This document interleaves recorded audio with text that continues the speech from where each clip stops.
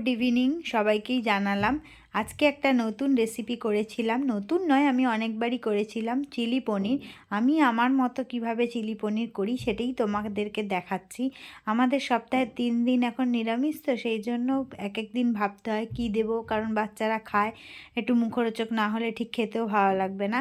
সেই জন্য আমি পনিরকে ছোটো ছোটো কিউব করে কেটে নিয়েছিলাম। তারপর একটা বাটির মধ্যে chilli sauce, soya sauce, tomato sauce আর গোলমরিচ গুঁড়ো, নুন, একটু চালের গুঁড়ো আর কর্নফ্লাওয়ার, ময়দা সব কিছু দিয়ে একসঙ্গে মাখিয়ে নিয়ে পনিরগুলো দিয়ে ভালো করে মাখিয়ে কিছুক্ষণ একটু রেখে দিয়েছিলাম, যাতে পনিরের মধ্যে মশলাগুলো ভালো করে ঢুকে যায়। তারপর কড়ার মধ্যে তেল গরম করে আর ক্যাপসিকামগুলোকেও কিউব কিউব করে কেটে নিতে হবে।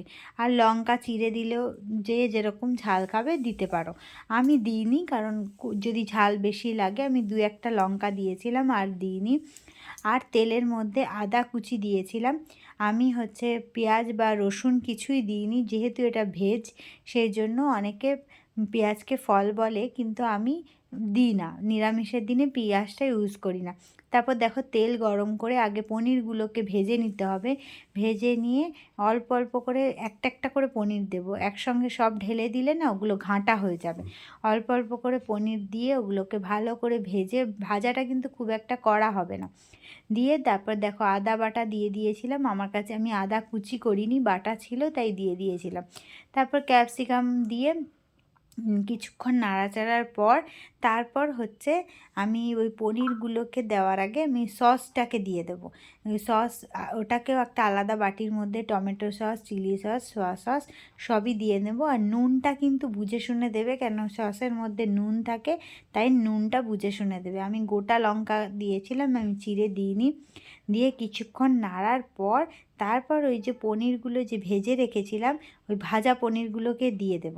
তারপর ওই পনির দিয়ে আর ওই সসগুলো দিয়ে একসঙ্গে নাড়িয়ে চাড়িয়ে এবার কর্নফ্লাওয়ার গোলা জল দিয়ে ওই বাটিটা, যে বাটিটার মধ্যে সসটা ঢালা হয়েছিল সেই বাটিটার মধ্যে জল দিয়ে নেড়ে চেড়ে ওর মধ্যে জল দিয়ে দেবো।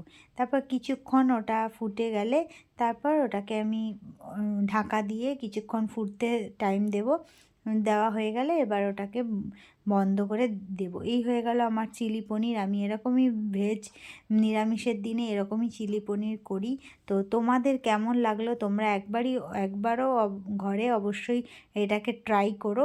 কেমন লাগলো আমাকে জানিও। আর একটু সামান্য মিষ্টি দিলে দিতে পারো, আমি খুব একটা মিষ্টি খাই না, তা আমি দিইনি, অল্প সামান্য দিলে দিতে পারো।